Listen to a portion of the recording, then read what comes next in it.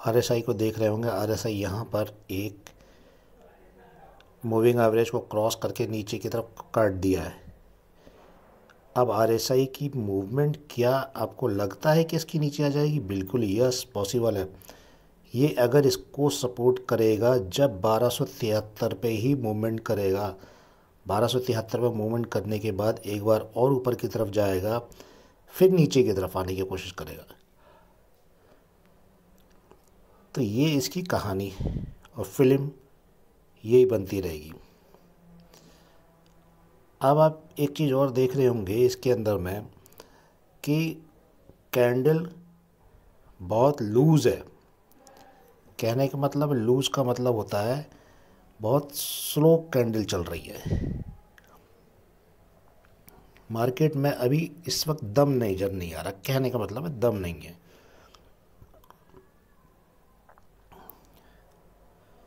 Policy के कारण दम नहीं है। और आरएसआई इसको जो दिखा रही है नीचे की तरफ, अगर मूविंग एवरेज को क्रॉस करेगा तो नीचे की तरफ आ जाएगी, अदरवाइज यहीं लटक के रहेगी काफ़ी समय तक।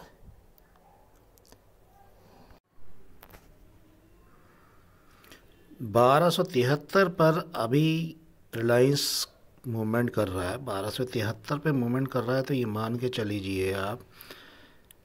अब आप देख रहे होंगे यहाँ पे 1273 पे मूवमेंट कर रहा है। ये देख रहे हो 1270 रुपये, 33 लाख का ओआई खड़ा हुआ है, 35,000 अलग से ऐड हुआ है। तो इससे नीचे अगर आ गया 70 पकड़ा इसने, तो सीधे उठा के नीचे की तरफ 60 पे पटक देगा ये उठा के। और 60 पे पटका तो यहाँ भी भाई साहब बढ़ नहीं रहा है। 14 लाख से लेके 9 लाख ही, 9,000 आ गए। और इसके अंदर में ओआई बढ़ा हुआ है तेज़ी से। तो नीचे गया तो इसने नीचे फेंक देना है नीचे, ये सीधे 50 पे जाकर रुकेगा।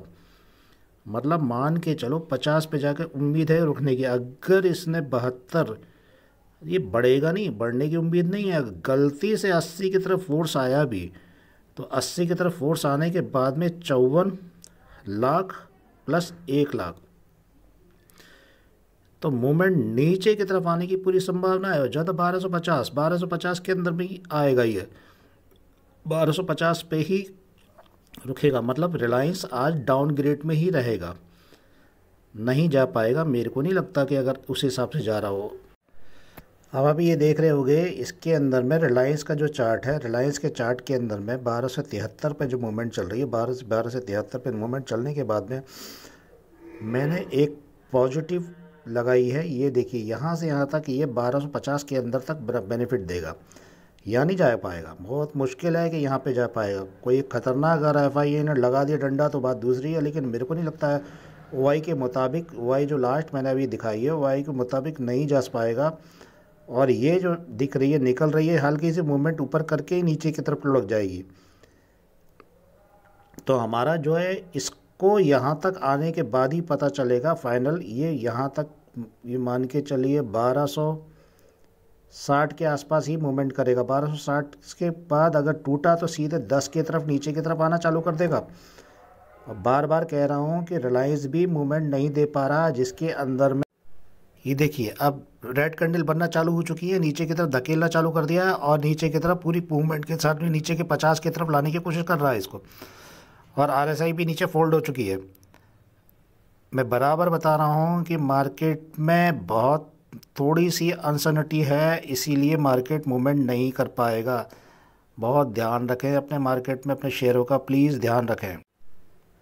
1 घंटे के चार्ट के अंदर में ये देख रहे होंगे एक शूटिंग स्टार बनी है बहुत तेज़ी से 1 घंटे के चार्ट में, ये देखिए।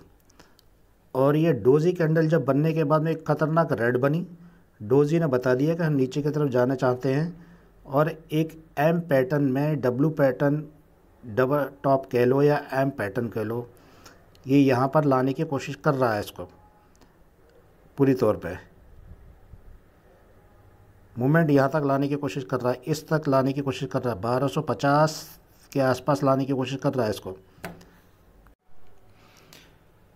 ये ऑप्शन का चार्ट है। ऑप्शन की चेन जो है उसमें देखिए आपको यहाँ पर दिख रहा होगा 1240 में थोड़ा सपोर्ट आ रहा है, 1245 में सपोर्ट खड़ा हुआ है। यहाँ पर एक 260 पे सपोर्ट दबाव देने की पूरी कोशिश कर रहे हैं।